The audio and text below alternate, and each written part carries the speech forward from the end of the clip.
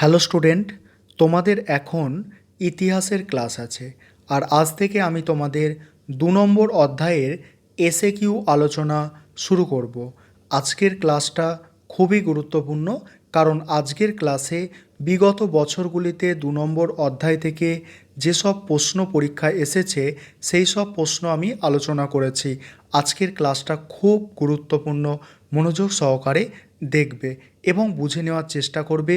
কোথাও কোনো সমস্যা থাকলে অবশ্যই তোমরা জানাবে। দেখো, প্রথম প্রশ্ন 2018 সালে এইচএস পরীক্ষায় প্রশ্নটা এসেছে। সাম্রাজ্যবাদ বলতে কী বোঝো? কি বললাম? সাম্রাজ্যবাদ বলতে কী বোঝো? তোমাদের বড় প্রশ্ন পড়াবার সময় এটা বলে দিয়েছি, তাও তোমরা ছোট করে কিভাবে লিখবে দেখো। সাম্রাজ্যবাদ বা ইম্পেরিয়ালিজম শব্দটি উদ্ভব হয়েছে ল্যাটিন শব্দ ইম্পেয়ার থেকে। প্রথমে এর অর্থ ছিল সামরিক কর্তৃত্ব। পরবর্তীকালে সাম্রাজ্যবাদ বলতে বৃহৎ রাষ্ট্র দ্বারা অপেক্ষাকৃত দুর্বল রাষ্ট্রের ওপর উপনিবেশিক শাসন প্রতিষ্ঠা করাকে বোঝায়।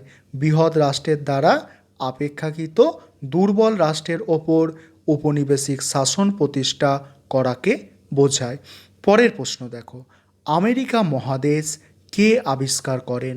এটা এইচএস 2015 এসেছে। দেখো, ক্রিস্টোফার কলম্বাস হচ্ছে 1492 খ্রিস্টাব্দে আমেরিকা মহাদেশ আবিষ্কার করেন। তারপরের প্রশ্ন, ভাস্কো ডা গামা কবে ভারতের কোথায় আসেন? এইচএস 18 এটা এসেছে। দেখো, 1492 খ্রিস্টাব্দে ভারতের পশ্চিম উপকূলের কালিকট বন্দরে পর্তুগিজ নাবিক ভাস্কো ডা গামা জলপথে এসে পৌঁছায়। তারপরের প্রশ্ন, পরের প্রশ্ন আছে দেখো, 1612 খ্রিস্টাব্দে ভারতের কোথায় প্রথম ইংরেজরা বাণিজ্য কেন্দ্র স্থাপন করেছিল? এটা এইচএস 2016 এসেছে। ভারতের পশ্চিম উপকূলে অবস্থিত সুরাট বন্দরে। পরের প্রশ্ন দেখো, ভারতের কোথায় কোথায় পর্তুগিজরা বাণিজ্য কুঠি গড়ে উঠেছিল? পর্তুগিজ বাণিজ্য কুঠি গড়ে উঠেছিল। এটা 19 সালে এবং 15 সালে এসেছে। বোম্বাই, কোচিন, সলসেট, বেসিন, হুগলি ইত্যাদি। এই নামটা তোমাদের যাতে মনে থাকে এই সঠিকটা আমি লিখেছি, দেখো যদি ভালো লেগে থাকে। বলছি, হুগলির বোমায় বেশি সলতে কেন? কিভাবে তোমরা বলবে? দেখো, হুগলির বোমায় বেশি সলতে কেন? হুগলি তো হুগলি, বোমায় দেখো বোম্বাই, আর বেশি থেকে বেসিন, আর সলতে থেকে সলসেট, আর কেন থেকে দেখো কোচিন। এইভাবে তোমরা মনে রাখতে পারো। নিজেরাও অন্য যে কোনোভাবে এরকম ছোট ছোট লাইন তৈরি করতে পারো বড় কয়েকটা নাম মনে রাখার জন্য। দেখো, তারপরের প্রশ্ন, পরের প্রশ্ন কি আছে? আলিগড়ের সন্ধি কত খ্রিস্টাব্দে কাদের মধ্যে স্বাক্ষরিত হয়?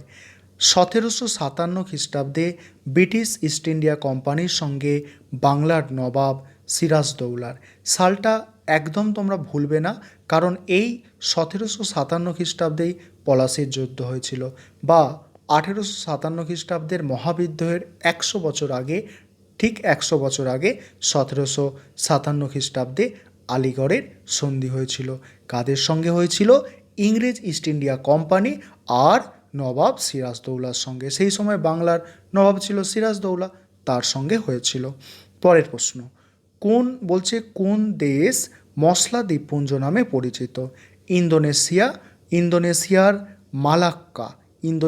মালাক্কা দ্বীপপুঞ্জ মশলা দ্বীপপুঞ্জ নামে বিখ্যাত ছিল। পরের প্রশ্ন দেখো, 2020 এসেছে। কোন মার্কিন সেনাপতি সর্বপ্রথম জাপানে পদার্পণ করেন? নৌবাহিনীর জনক কোমোডর পেরি 1854 খ্রিস্টাব্দে। তারপরে 9 দাগের প্রশ্ন দেখো, কোন ইউরোপীয় দেশ চীনের সঙ্গে প্রথম ব্যবসায়িক সম্পর্ক গড়ে তুলেছিল? পর্তুগিজরা। তারপরের প্রশ্ন, বৈদেশিক বাণিজ্য চীনের কোন বন্দর দুটিতে সীমাবদ্ধ ছিল? চীনের ক্যান্টন ও ম্যাকাও বন্দর দুটিতে। তারপরের প্রশ্ন, চীনে কোন বছর আফিম আমদানি বন্ধ হয়?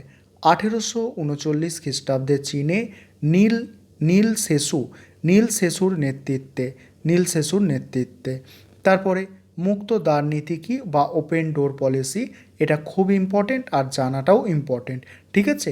পরীক্ষার জন্য যেমন গুরুত্বপূর্ণ তেমন আমাদের জানাটাও খুব দরকারি। দেখো, চীনের ভূখণ্ডে ইউরোপীয় দেশগুলির উপনিবেশ স্থাপন রোধ করার জন্য মার্কিন পররাষ্ট্র সচিব জন হে 1899 খ্রিস্টাব্দে মুক্ত দ্বার নীতি ঘোষণা করেন। এবারে দেখো, এর দ্বারা চীনের অখণ্ডতা রক্ষা এবং চীনা ভূখণ্ডে যে কোনো দেশের বণিক গোষ্ঠীর অবাধে বাণিজ্য করার কথা বলা হয়।